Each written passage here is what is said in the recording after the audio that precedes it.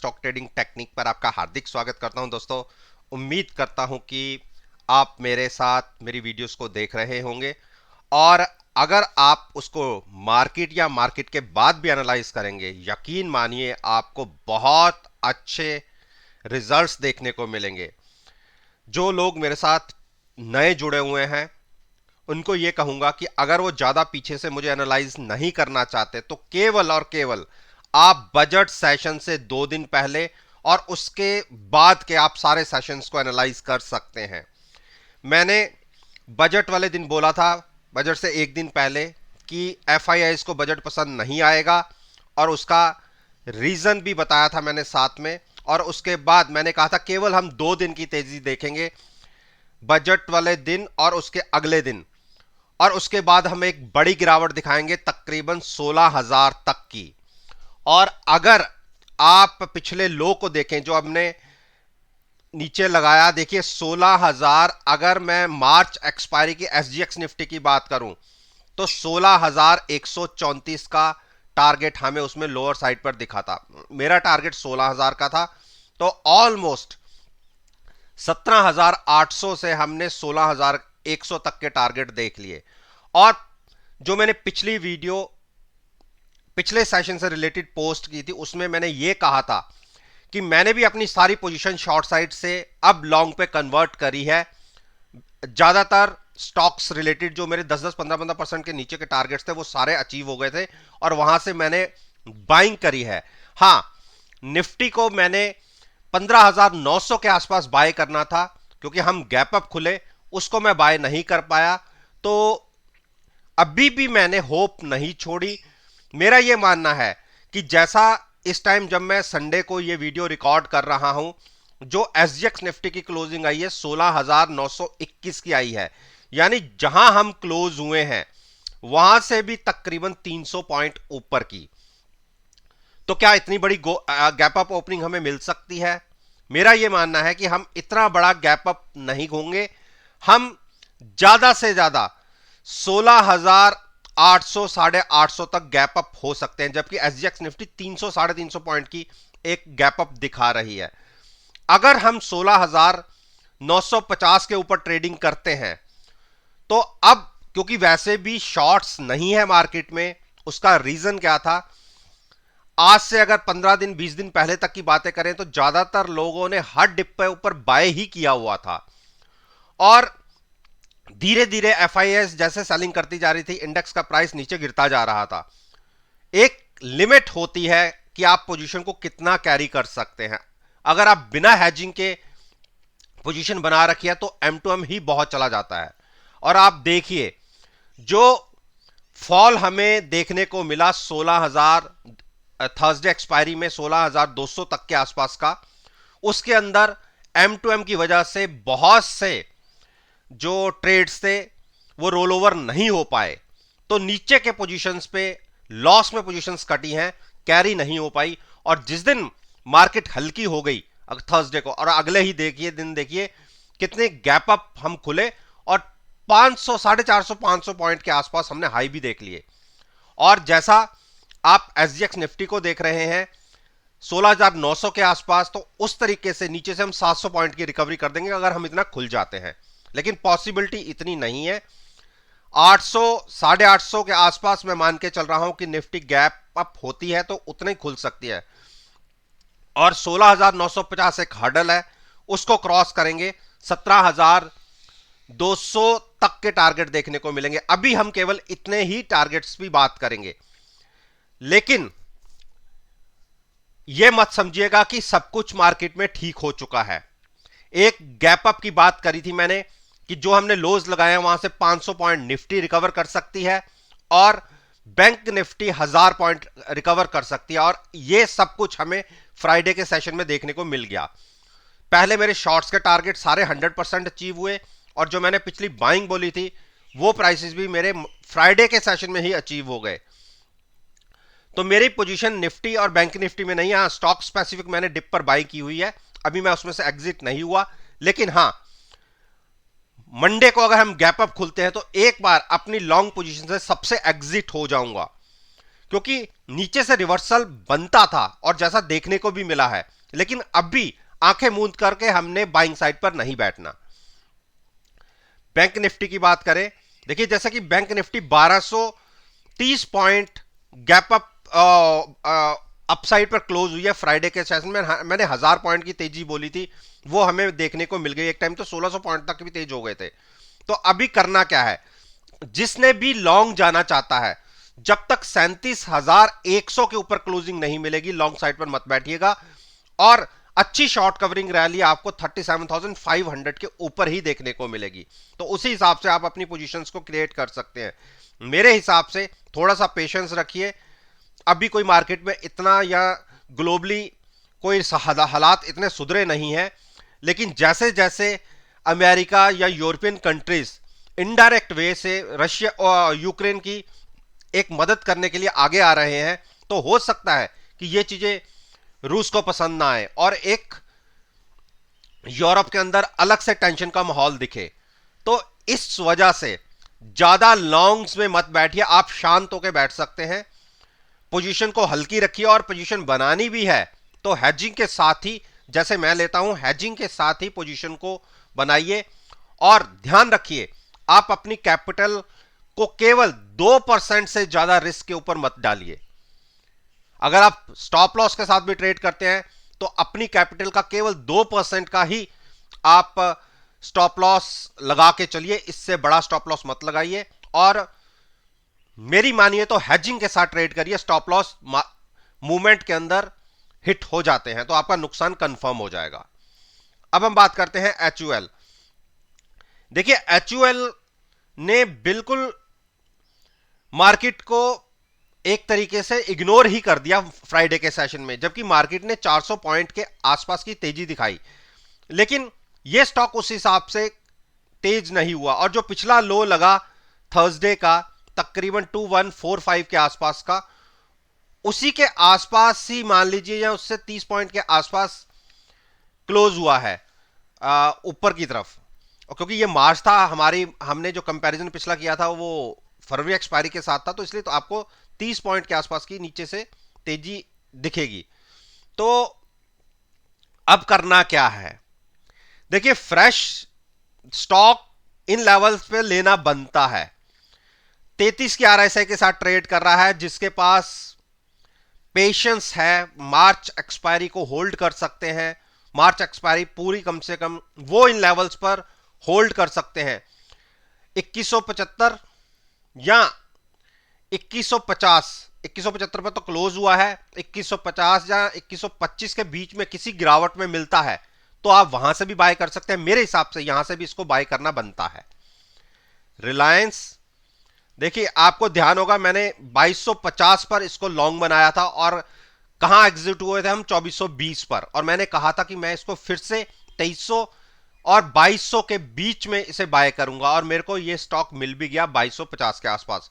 और उस दिन इंट्राडे में तो नीचे भी गया था, 2230-35 तक भी गया था। तो ऊपर का लेवल हमें आज के दिन में 2300 के ऊपर देखने को मिला जरूर था, लेकिन मैंने इसको एग्जिट करना है कम से कम 2350 पर। 100 पॉइंट कम से कम मुझे इसे ट्रेड में चाहिए, और मैं इस ट्रेड को लॉन्ग करके बैठा हुआ हूं और हेज हूं। अभी मार्च एक्सपायरी 5 वीक की है, तो बहुत लंबी एक्सपायरी है। आप देखिए स्टॉक ने यहां बीच में यहां पर गैप बनाया हुआ है, आप यहां से देखिए यहां पे एक बहुत बड़ा गैप है। अगर मार्केट में थोड़ा सा भी रिवर्सल आता है, अभी तो नहीं, कम से कम 7 से 8-10 दिन लगेंगे पिक्चर क्लियर होने में, वहां तक रिवर्सल आता है तो 2350 2370 तक के टारगेट देखने को मिल सकते हैं।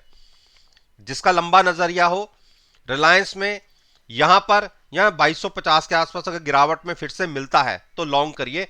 यहां पर शॉर्ट का अब ये कैंडिडेट नहीं है, और कोई भी पोजीशन बनानी चाहते हैं तो फ्यूचर्स के अंदर ही बनाइएगा। हेज रखिए अपनी पोजीशन को एट द मनी पुट के साथ। देखिए थोड़ा सा प्रीमियम पे करके अगर आपकी कैपिटल पूरी रिस्क फ्री हो जाती है तो इसी तरीके से स्ट्रेटजी बनानी चाहिए।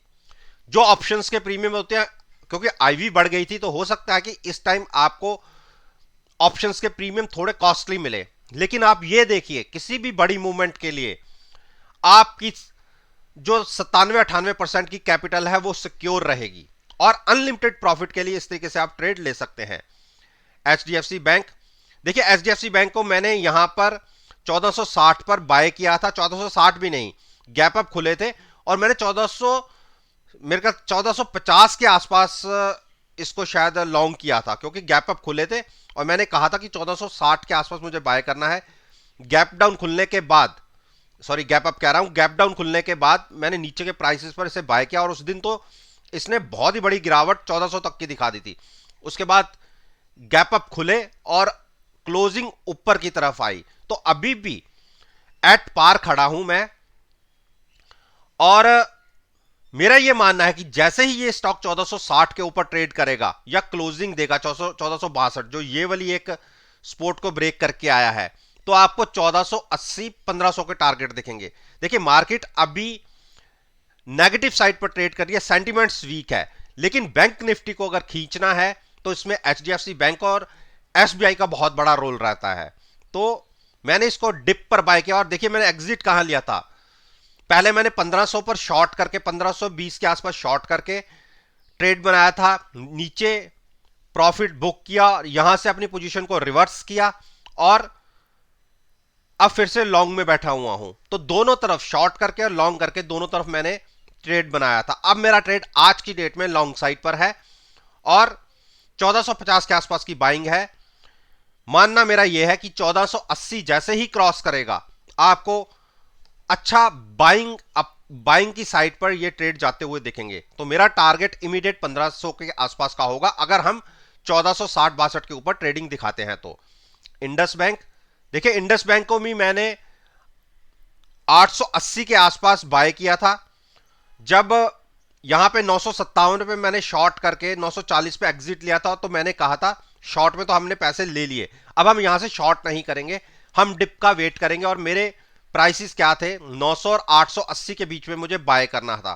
तो 880 का प्राइस एग्जैक्ट मुझे दिखा और मैंने वहां पे बाय किया और उसके बाद तो क्लोजिंग हमारी और नीचे की तरफ की आई थी और इंट्राडे में तो हम नीचे चले भी गए थे 870 के आसपास। तो वो ट्रेड मेरा लॉन्ग साइड पर था। मेरा ये मानना है कि एक अच्छी बाइंग हमें, चाहे शॉर्ट कवरिंग मान लीजिए या फ्रेश लॉन्ग्स मान लीजिए, 928 तक तो आ गई। तो अगर देखें तो 50 पॉइंट तो मुझे इस ट्रेड में मिल रहे हैं। फ्यूचर्स के अंदर थोड़ा सा नुकसान ऑप्शन के अंदर है जो मैंने हैज करने के लिए बाय किया था। जैसे ही ये स्टॉक 940 क्रॉस करेगा, 940-41, तो शॉर्ट्स अब मार्केट में इतने नहीं है, मैं ये आपको कहूं तो एक फ्रेश बाइंग आपको दिख सकती है। 960 का प्राइस एक ऐसा प्राइस होगा जहां पर ये स्टॉक फिर से अटकेगा। वैसे तो ये 935 को क्रॉस करने में तकलीफ होगी, लेकिन अगर 935 क्रॉस हो जाता है तो 940 के ऊपर ये 960 तक के टारगेट दिखा सकता है। तो क्योंकि नीचे से हमने अच्छी नीचे के लेवल्स पे बाय किया होगा, मेरी कोशिश होगी एक बार 940 पर एग्जिट करने की। तो किसी ने फ्रेश अगर लॉन्ग लेना है, जहां तो 960 के ऊपर, 960-62 के ऊपर क्लोज आने पर ले, या एक गिरावट का और वेट कर ले। अगर 890-95 के आसपास मिलता तो वहां पे बाय करें। एचडीएफसी, देखिए एचडीएफसी में हमने नीचे के प्राइसेस पे बाय कर रखा है 2300 के आसपास और मैंने ये कहा था कि इसने गैप बनाया है, ये गैप फिल कर सकता है। एक मूव ऊपर की मिली, लेकिन अभी जो एक बड़ी रेजिस्टेंस है वो क्रॉस नहीं किया इसने 2410 का। 2410 का अगर क्रॉस होगा तो आपको 2450 पर यह स्टॉक अटकता दिखेगा, लेकिन 2450 क्रॉस होते ही यह स्टॉक तकरीबन 125-150 पॉइंट ऊपर जा सकता है 2540-50 तक। आप देखिए मार्केट ने कितना एक तरीके से क्रैश दिखाया। नो डाउट ये स्टॉक भी अगर हम वेडनेसडे की क्लोजिंग से देखें तो 2438 के आसपास की वेडनेसडे की क्लोजिंग थी और थर्सडे के जो लो लगे वो देखिए 2330 के आसपास लगे, यानी इसने 100 पॉइंट की गिरावट दिखाई। लेकिन फ्राइडे के सेशन में वो जो गिरावट थी उसका 80% इसने कवर भी कर दिया। तो जैसे ही ये स्टॉक 2410-15 के ऊपर ट्रेडिंग शुरू करेगा, 2450 तक इसके टारगेट देखने को मिल सकते हैं। मैंने एग्जिट पॉइंट रखा हुआ है 2440 का, क्योंकि ये स्टॉक देखिए जो आप देखें 20 डेज मूविंग एवरेज है, इसको क्रॉस करने में स्टॉक को तकलीफ आती है, तो वहां से ये बार बार गिरावट दिखाता है। तो हम एग्जिट यहां पर लेंगे और अगर 2-3 दिन मूव यहीं पर मिली तो उसके बाद सोचेंगे कि हमें करना क्या है। फिलहाल के लिए एग्जिट पॉइंट 2450 का होगा हमारा एग्जिट करने का, और अगर उससे पहले कोई गिरावट आ भी जाती है 2300-2325 के पास आसपास मिलता है तो वहां से लॉन्ग कीजिए, शॉर्ट करके ट्रेड मत कीजिएगा। कोटक महिंद्रा बैंक, देखिए सारे स्टॉक्स में, बैंकिंग स्टॉक्स में से कोटक महिंद्रा बैंक स्ट्रांग लग रहा था। आपको ध्यान होगा कि हमने यहां पर 1775 के आसपास एक लॉन्ग बनाई थी और काफी दिन हो गए, उसके बाद ऊपर गए, यहां पर अटकते रहे, एग्जिट नहीं हुआ, एक बार ऊपर भी चले गए। जब ऊपर चले जाते हैं तो आपको ध्यान होता है कि हमें थोड़ा सा लालच आ जाता है कि स्टॉक तो अप ट्रेंड के अंदर है, जबकि सारी बैंक निफ्टी एक डाउन ट्रेंड में थी। तो ये अगेंस्ट बैंक निफ्टी के ट्रेड कर रहा, तो इसीलिए हमें थोड़ा सा लालच आ गया था। और उसके बाद जो गिरावट आई 2 दिन, आप देखिए फिर से हम उसी लेवल पे पहुंच गए थे 1775। तो अब हमने डिसाइड किया है, क्योंकि फिर से हम अच्छे प्रॉफिट में आ चुके हैं आज की क्लोजिंग के हिसाब से, अगर गैप अप खुलता है और जैसा कि एसजीएक्स निफ्टी दिखा रही है, ये स्टॉक 20-25 पॉइंट या फ्लैट भी खुल गया तो भी हम एक बार इसमें से अपना प्रॉफिट लेके एग्जिट करेंगे। मेरा ये मानना है कि 1800 या 1900 के आसपास फिर से एक स्टॉक में प्रेशर दिख सकता है। अगर यहां पे 2-3 दिन का कंसोलिडेशन हुआ जैसे यहां पर हुआ था, तो सोचेंगे कि शॉर्ट बनाए या ना बनाए। उस केस में पुट बाय करके, और सॉरी कॉल बाय करके फ्यूचर सेल करने की सोचेंगे। आप मेरी बात को पकड़ के मत बैठ जाइएगा कि वहां पे हम डिसाइड करेंगे कि हमें किस तरफ को जाना है। तो जैसे कंसोलिडेशन होता है तो एक रिस्क लेके हम एक शॉर्ट पोजीशन ले सकते हैं, वो भी 1885 से 900 के 1900 के बीच में। अभी हमारे पास नीचे से लॉन्ग साइड है, लॉन्ग साइड की पोजीशन है और हमने इसको एग्जिट करना है। आईसीआईसीआई बैंक, आईसीआईसीआई बैंक देखिए नीचे जो 702.3 के एक लो लगा दिए थे और इतना बड़ा गैप बना था, तो नेचुरली बात है ये गैप भी फिल होना था। तो मैंने ये कहा था कि जिसका लंबा नजरिया है, और हमारे पास पोजीशन देखिए कहां से थी, 760 पे हमारी पास पोजीशन बनी हुई है।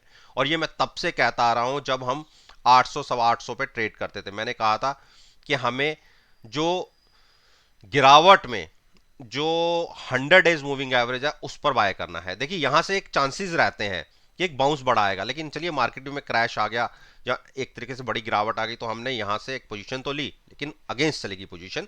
और अभी जो जिन्हें मैंने ये भी कहा था कि जिन्होंने नया ट्रेड लेना है, लॉन्ग साइड पे लेना है और जो रिस्क उठा सकते हैं, मार्च एक्सपायरी तक कम से कम पेशेंस रखनी पड़ेगी, वो इन लेवल्स पे खरीद सकते हैं। ये मैंने परसों कहा था और फ्राइडे के सेशन में देखिए एक अच्छा बाउंस भी मिला 24-25 रुपए का। अभी भी इस स्टॉक को तेजी मिलेगी अगर 757-58 के ऊपर ट्रेडिंग करेगा। तो नया ट्रेड लॉन्ग साइड पर जाना चाहते हैं तो 750 के ऊपर क्लोजिंग मिल जाए तो लॉन्ग साइड पर लीजिएगा, तब आपको 775 या 800 तक के टारगेट देखने को मिल जाएंगे। एक्सिस बैंक, एक्सिस बैंक ने भी नीचे से एक रिकवरी दिखा दी और आपको ध्यान होगा हमने 745 पर इसको बाय किया था। एक दिन तो हम नीचे चले गए थे और जो फ्राइडे के सेशन की क्लोजिंग मिली है, अच्छी क्लोजिंग मिली है। और जैसे अगर गैप अप हम खुलते हैं एसजीएक्स निफ्टी के अकॉर्डिंगली 790 के ऊपर एक जबरदस्त शॉर्ट कवरिंग रैली इस स्टॉक में दिख सकती है। इस स्टॉक पर्टिकुलर बात कर रहा हूं क्योंकि मार्केट में एफआईज देखिए इतनी बड़ी गिरावट बैंक निफ्टी में आई लेकिन एक्सिस उस हिसाब से नहीं गिरा, तो इसलिए इसमें शॉर्ट्स ट्रैप्ड हैं। तो जैसे ही ये 771-75 क्रॉस करेगा एक बड़ी शॉर्ट कवरिंग रैली इस स्टॉक को फिर से 800-802 की तरफ ले जा सकती है। एसबीआई देखिए, एसबीआई में हमने लॉन्ग बनाया था, इसी पॉइंट पर बनाया था और इस पॉइंट का मतलब ये होता है कि इस दिन हमने ट्रेड नहीं लिया था, यहां पर हमने बाय करना था, गैप डाउन खोले थे तो पोजीशन हमने यहां पे ली। तो इसलिए मैं, आप मेरे को ये मत कीजिए ये तो प्राइस ही नहीं दिखा, बिल्कुल मैं आपकी बात मान रहा हूं, प्राइस नहीं दिखा, ये केवल फ्राइडे को दिखा, लेकिन हमने यहां पर ट्रेड लिया था। मैं ये मान रहा था ये पैनिक सिचुएशन है। पैनिक सिचुएशन जब भी होती है ऑप्शंस के प्रीमियम बहुत ज्यादा हाई हो जाते हैं, तो लोग ऑप्शंस को ट्रेड ना करते फ्यूचर्स को ट्रेड करते हैं। तो इसी वजह से एक बड़ा फॉल दिखा था, तो वो फॉल को हमने एज ए अपॉर्चुनिटी माना, हमें इसको बाय करना था। तो हमने जो 485 का हम पॉइंट मान के चल रहे थे, जैसे खुला और हमारा प्राइस 480 के आसपास का हमें देखो, उस दिन तो हम नीचे चले गए थे और यहाँ पे नुकसान आ रहा था, लेकिन फ्राइडे को एक रिकवरी दिखी और जो रेजिस्टेंस है उसको वहां तक गए, उसके ऊपर क्रॉस नहीं कर पाए। जैसे ही 490 क्रॉस करेंगे तो 500 तक के टारगेट देखने को मिल सकते हैं। देखिए हाईली आरएसआई 38 के आसपास ट्रेड कर रही थी, तो यहां तो बाइंग ही बनती थी, शॉर्ट तो बनती नहीं। तो मेरा ये मानना है कि 50% की अगर मैं मानूं 10-15 पॉइंट आरएसआई यहां से बढ़ती है तो ये स्टॉक 490 से लेके 495 तक की एक मूव ऊपर की तरफ की दिखा सकता है। तो हमने 80 पे बाय किया, तब भी हम बहुत अच्छे प्रॉफिट में होंगे, लेकिन मैं स्टॉक को 500 से पहले नहीं बेचूंगा, 500 505 के आसपास। तो जिसने नया ट्रेड लॉन्ग साइड पे लेना है, 490 के ऊपर ट्रेडिंग मिलने पर आप लॉन्ग साइड ले जा सकते हैं। कॉल बाय करके ट्रेड मत कीजिएगा, फ्यूचर्स को बाय कीजिए और साथ में अपनी पोजीशन को हैज रखिएगा। तो दोस्तों, उम्मीद करता हूं कि आपको मेरी ये वीडियो पसंद आई होगी। वीडियो पसंद आई है तो मेरे साथ मेरे चैनल पर जुड़िए, चैनल को सब्सक्राइब कीजिए और साथ में बेल आइकन का बटन प्रेस करना मत भूलिएगा ताकि नोटिफिकेशन टाइम से आप तक डिलीवर हो सके। इस बात के साथ मैं आपसे विदा